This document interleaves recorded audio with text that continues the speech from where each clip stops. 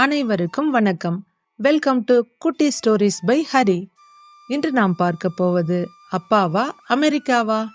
ராகவேந்திரா முதியோர் இல்லம். இது ஆண்களுக்கான காப்பகமாகும். இந்த இல்லத்தின் வரவேற்பு ஹாலில் அமர்ந்து கொண்டிருந்தனர் சந்திரனும் விஷாலியும்.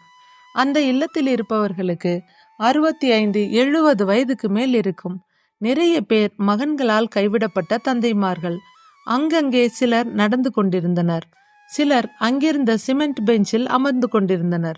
அதில் சிலரின் முகம் இயல்பாக இல்லாமல் எதையோ பறிகொடுத்தாற் போல தோன்றியது சந்திரனுக்கு. சில முதியோர்களின் வாரிசுகளை தவிர மற்ற அனைவரின் வாரிசுகளும் உள்ளூரிலேயே வசித்து கொண்டிருந்தனர். மேலும் இந்த இல்லத்தில் அனைத்தும் நல்லபடியாக இருந்தும் சிலர் எலும்பும் தோலுமாக காட்சியளித்தனர். இதற்கு வாய்ப்பே இல்லையே. ஏனென்றால் அந்த முதியோர் இல்லத்தில் மற்ற இல்லங்களை காட்டிலும் சற்று அதிகமாகவே ஒவ்வொரு மாதமும் பணம் வசூல் செய்கின்றனர். காலையில் சுவையான காஃபி அல்லது டீ, பிரேக்ஃபாஸ்டுக்கு நல்ல டிஃபன், நண்பகலுக்கு அருமையான உணவு, மாலை டீ, இரவு டின்னர் என்று அமர்க்கலமாக இருக்கும். அதிலும் சமையலறை மிகவும் சுத்தமாக இருக்கும். சமைப்பவர்களும் நன்கு தேர்ச்சி பெற்று ஆரோக்கியமாகவும் சுத்தமாகவும் இருப்பவர்கள்தான். 24 மணி நேர மருத்துவ சேவையும் உண்டு. எந்த குறையும் இல்லாமல் இல்லத்தில் இருப்பவர்களை மிகவும் நல்ல முறையில் கவனித்துக் கொள்வது அவர்களது கூடுதல் விசேஷம். அதனால் அவர்களின் ஒல்லியான உடல் தோற்றம் கண்டு குழம்பி போனான் சந்திரன். கணவனின் முகத்தில் தென்பட்ட திடீர் மாற்றத்தை கண்ட விஷாலியால் அதற்கான காரணத்தை ஓரளவு யூகிக்க முடிந்தது. இப்படியே விட்டால் தன் கணவன் நொந்து போய்விடுவான் என்று பயந்தாள். சந்திரன் அவன் பெயருக்கு ஏற்றாற் போல மிகவும் மென்மையானவன். ரோட்டில் நாய் அடிபட்டு கிடப்பதை பார்த்தால் கூட பதறி போய்விடுவான். அந்த அளவிற்கு இலகிய மனம் படைத்தவன். அதனால் அவன் கவனத்தை தன்பால் ஈர்க்கும் பொருட்டு, என்னங்க, எனக்கு என்னவோ மாமா நம்ம கூட வெளியே வருவார்னு தோணல. நீங்க என்ன நினைக்கிறீங்க என்று மெதுவாக கேட்டாள் சந்திரனிடம். ஏன் அப்படி சொல்ற? அவள் பக்கம் திரும்பினான். எனக்கு காரணம் இதுதான் என்று தெரியவில்லை. ஏதாவது ஒரு காரணத்தை சொல்லி வரமாட்டார்னு என் உள் உணர்வு சொல்லுது. உங்களுக்கு அப்படி எதுவும் தோன்றவில்லையா? உடனே சந்திரன் பதில் சொல்லவில்லை. சில வினாடிகள் யோசித்தான். பிறகு சொன்னான், இல்லை விஷாலி, 4 வருஷம் கழிச்சு வந்திருக்கோம். அப்பாவுக்கு நம்மளை பார்த்தா ரொம்ப சந்தோஷமா இருக்கும். அதனால நம்ம கூட வர கண்டிப்பா ஆசைப்படுவார்னு எனக்கு நம்பிக்கை இருக்கு. அழுத்தம் திருத்தமாக சொன்னாலும் சந்திரனுக்குள்ளும் சந்தேகம் என்ற ஒரு சிறு தீப்பொறி உருவாகி புகைய தொடங்கியது. அவனுக்கு தெரியும், அப்பா கொஞ்சம் ரோஷக்காரர், ஆனால் பிடிவாதக்காரர் அல்ல. எப்போதும் அவர் எடுக்கும் முடிவுகள் நியாயமாகவும் யாருக்கும் இன்னல் இல்லாததாகவும் தான் இருக்கும். பெரும்பாலும் ஆர்குமெண்ட் என்றெல்லாம் போக மாட்டார். பெரிதாக யாரையும் எதிர்த்து பேச மாட்டார். ஒரு சில நேரங்களில் தனக்கு அவர்கள் கூறுவதில் உடன்பாடு இல்லை என்று தோன்றினால் அமைதியாக அந்த இடத்தை விட்டு சென்று விடுவார்.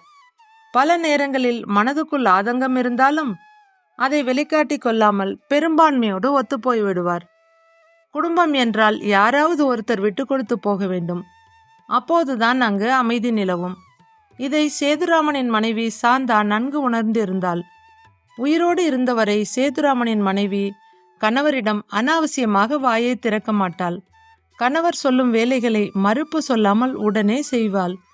கணவன் மனைவி இடையே எந்த சந்தர்ப்பத்திலும் வாக்குவாதமோ மனக்கசப்போ ஏற்பட்டதில்லை. சேதுராமனின் முடிவுகள் எப்போதும் இன்று இருக்கும் நிலையை மட்டும் கணக்கிடாமல் எதிர்காலத்தையும் சேர்த்தே கணக்கிடும். இதனாலேயே சந்திரன் கூட தன் படிப்பு விஷயத்தில் பெரிய ஏமாற்றத்தை சந்திக்க வேண்டியிருந்தது. +2 முடித்ததும் கெமிஸ்ட்ரி குரூப்பில் சேர்ந்து படிக்க ஆசை கொண்டிருந்தான். தன் விருப்பத்தை தன் தாய் தந்தை மற்றும் நண்பர்களிடமும் கூறியிருக்கிறான். ஆனால் சேதுராமன் அதை ஒத்துக்கொள்ளவில்லை. வரும் காலம் கம்ப்யூட்டர்களின் காலம். அதில்தான் நிறைய வாய்ப்புகள் கிடைக்கும். மேலும் நம்முடைய குடும்பம் நடுத்தர குடும்பம். பொருளாதார சிக்கல் இல்லாத நிலை வேண்டுமென்றால் நீ கம்ப்யூட்டர் தான் படிக்க வேண்டும் என்று மகன் சந்திரனுக்கு வழிகாட்டினார். அதனால் கம்ப்யூட்டர் சயின்ஸில் சேர சொல்லி அவன் தந்தை வற்புறுத்திய போது வேறு வழியின்றி அதையே படித்தான் சந்திரன். படிப்பு முடித்தவுடன் தந்தையின் கூற்றுப்படி எடுத்த எடுப்பிலேயே சென்னையைச் சேர்ந்த ஒரு பெரிய கம்பெனியில் நல்ல வேலை கிடைத்தது. கொஞ்ச நாளில் விஷாலியை மனம் புரிந்தான். நல்ல வேலை, கண்ணுக்கு அழகான, குடும்பத்துக்கு பொறுப்பான மனைவி என்று சந்திரனுக்கு இரட்டிப்பு சந்தோஷத்தை தந்தது. விஷாலி வேலைக்கு செல்பவளாக இருந்தாலும் இல்லறம் நல்லறமாக சென்று கொண்டிருந்தது. சந்திரனுடைய அம்மா சாந்தாவும் மருமகள் விஷாலியும் மாமியார் மருமகள் போல இல்லாமல் அம்மா மகளை போல மிகவும் பிரியமாக இருந்ததோடு மட்டுமில்லாமல் குடும்பத்திற்கு நிம்மதியையும் வளமையையும் கொண்டு வந்தனர். ஆனால் அது நீடிக்கவில்லை. திடீரென்று ஒரு நாள் அம்மா சாந்தா நெஞ்சை பிடித்து கொண்டு சரிந்தவள்தான். பிறகு எழுந்திருக்கவே இல்லை. பணியிலிருந்து ஓய்வு பெற்றிருந்த சேதுராமனை மனைவியின் இழப்பு வெகுவாக வாட்டியது. சந்திரனும் அவன் மனைவி விஷாலியும் ஒரே நிறுவனத்தில் தான் வேலை செய்தனர். சந்திரனின் நிறுவனத்திற்கு அமெரிக்காவில் ஒரு கிளை இருந்தது. அதன் செயல்பாடுகளையும் முன்னேற்றத்தையும் ஒருங்கிணைப்பதற்காக சந்திரனையும் அவன் மனைவி விஷாலியையும் அமெரிக்கா அனுப்ப முடிவு செய்தது அவனுடைய நிர்வாகம். தந்தையை தங்களுடன் அமெரிக்காவிற்கு அழைத்தான் மகன் சந்திரன். இங்கு வாழ்ந்த பழக்கப்பட்ட சூழ்நிலை, நட்பு வட்டங்கள் இவற்றை விட்டு வரவில்லை என்று அவனுடைய அப்பா சேதுராமன் சொல்லிவிட்டார். அவரை தனியாக விட பயந்தான். இந்த ராகவேந்திரா முதியோர் காப்பகத்தில் அழைத்து வந்து சேர்த்து விட்டான். இது நடந்து 4 வருடங்களாகிறது. ஆனாலும் அடிக்கடி மொபைலில் தன் தந்தையுடன் வீடியோவில் சாட் செய்வான் சந்திரன். அவரிடம் வீடியோ காலில் பேசும்போது ஏதோ கடனே என்று அவர் பேசுவது போல சில முறை உணர்ந்திருக்கிறான். சேதுராமன் அருகில் வந்து நிற்க மரியாதை நிமித்தம் சந்திரனும் விஷாலியும் எழுந்து நின்று அவரை பார்த்து புன்முறுவல் பூத்தனர். சேதுராமன் மிகவும் தளர்ந்து இருந்தார்.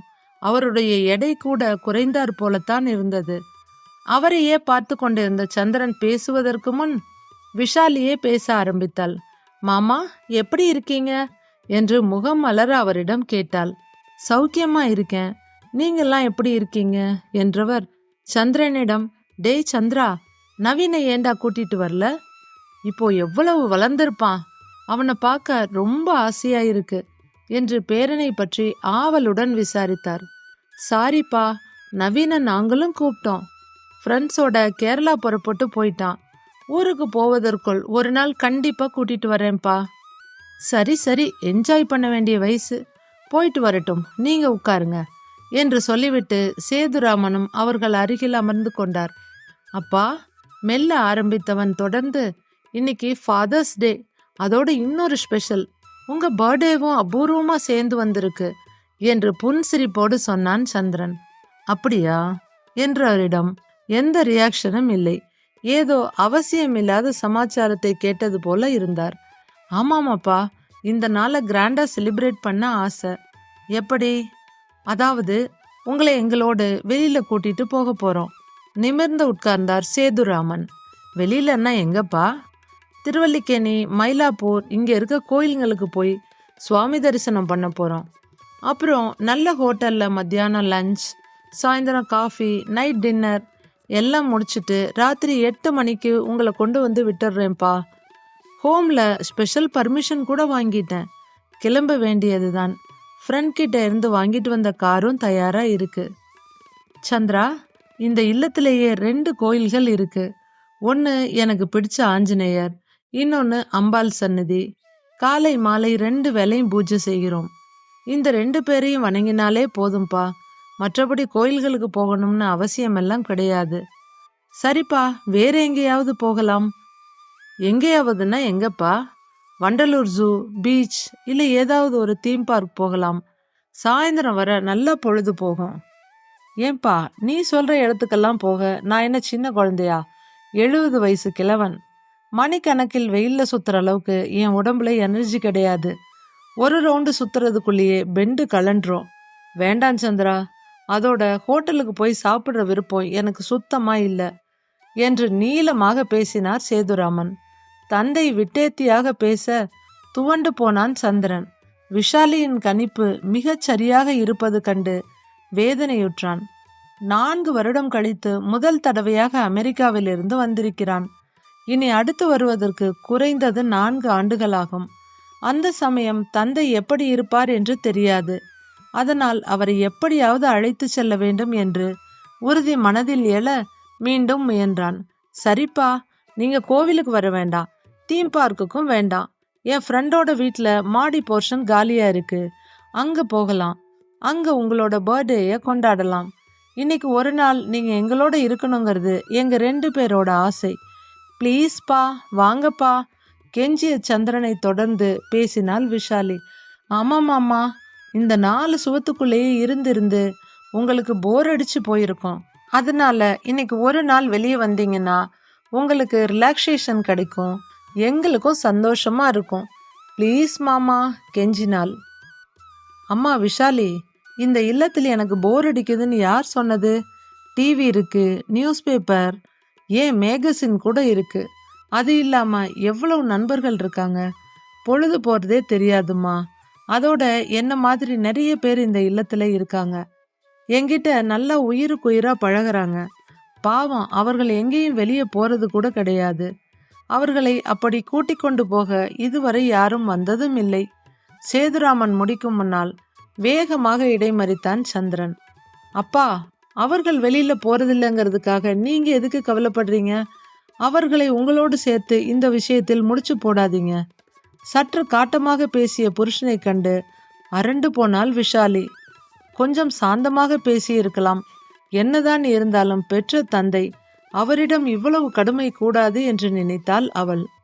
அப்படி இல்லை சந்திரா, நான் இங்க வந்த நாள்ல இருந்து இன்னைக்கு வர இங்க இருக்கிற ஒவ்வொருத்தரும் என்கிட்ட எவ்வளவு அந்யோன்யமா இருக்காங்க தெரியுமா? ஒரு நாள் நான் காலையில் நேரத்துல எழுந்திருக்கலன்னா அத்தனை பேரும் என் ரூமுக்குள்ள வந்து கவலையோட விசாரிப்பாங்க. கூட பிறந்த சகோதரன் கூட இவ்வளவு ஒட்டுதலா இருக்க மாட்டான். காலையில நண்பர்களோடு தான் காஃபி குடிப்பேன். அப்புறம் பிரேக்ஃபாஸ்ட், இரவு டின்னர், இதெல்லாம் கூட நான் தனியாக சாப்பிட்றதே இல்லை என்றவர் அடுத்து பிசிறும் குரலில், என்ன உங்க கூட இல்லைங்கிற பெரிய குறை அது ஒண்ணுதான். நீ என்னமோ அப்படி பேசிட்ட. தந்தையின் பேச்சு சந்திரன் மனதை குடைந்தது. தான் அப்படி பேசியது தவறு என்பதை உணர்ந்து கொண்டான். சாரிப்பா, ஏதோ ஒரு வேகத்தில் அப்படி பேசிட்டேன், தப்பா எடுத்துக்காதீங்க என மன்னிப்பு கேட்டவன் புறப்படலாமா என்றபடி எழுந்து நின்றான். விஷாலியும் எழுந்து கொண்டாள். இல்ல சந்திரா, நான் வரல, நீங்க 2 பேரும் கிளம்புங்க என எழுந்தார் சேதுராமன். இருவர் முகமும் ஏமாற்றத்தால் சுருங்கி போனது. என்ன தவறா நினைக்காதீங்க, இந்த வயசுக்கு மேல பர்த்டே கொண்டாட்டம்லாம் தேவையில்லைன்னு தோணுது. ஆனா உங்க 2 பேரோட ஆசை நிராசையா ஆயிடுச்சுங்கிற வருத்தம் மட்டுமே எனக்கு. நீங்கெல்லாம் நல்லா இருந்தா அது ஒன்னே போதும். சரி, நீங்க புறப்படுங்க என்று கூறிவிட்டு திரும்பி கூட பார்க்காமல் தன் அறையை நோக்கி நடந்தார் சேதுராமன். எப்போதும் பார்க்கும் 3ஆம் மனிதரிடம் பேசுவது போல விட்டேத்தியாக பேசிவிட்டு சென்ற மாதிரி இருந்தது சந்திரனுக்கு. அவர் தன் அறைக்குள் நுழைந்ததும் வேறு வழியின்றி தலை கவிழ்ந்தவாறு விசாலியுடன் புறப்பட்டான். தந்தையின் செயலை கண்டு பெரும் வேதனை ஏற்பட்டது சந்திரனுக்கு. அதேபோல் மாமனார் வெளியே வர விரும்பாததை தான் எதிர்பார்த்தாலும் அவரின் இந்த செயல் ஆழ்ந்த மன வருத்தத்தை தந்தது விசாலிக்கு. வந்தபோது காணப்பட்ட ஆர்வமும் சுறுசுறுப்பும் இப்போது அவர்களிடம் சுத்தமாக இல்லை. அவர்கள் பின்னாடியே தொடர்ந்து வந்தார் அந்த இல்லத்தில் தங்கியிருக்கும் ஒருவர். சார் என அவர் அழைக்கவும் திரும்பினர் சந்திரனும் விஷாலியும். நீங்க சேதுராமன் சாரோட மகனா என்றபடி அவர்களை நோக்கி வந்தார் அந்த மனிதர். ஆமாம், கொஞ்சம் தள்ளி போய் பேசலாம் என்று அவர்களை காம்பவுண்ட் கேட்டுக்கு அருகே சென்று நிற்க வைத்தார். நானும் உங்க அப்பாவும் பக்கத்து அறையில தான் தங்கியிருக்கோம். என் பேர் கண்ணன் என்றவர் தொடர்ந்தார். நீங்க இன்னைக்கு உங்க அப்பாவை வெளியில கூட்டிட்டு போக போவதாக சொன்னார்.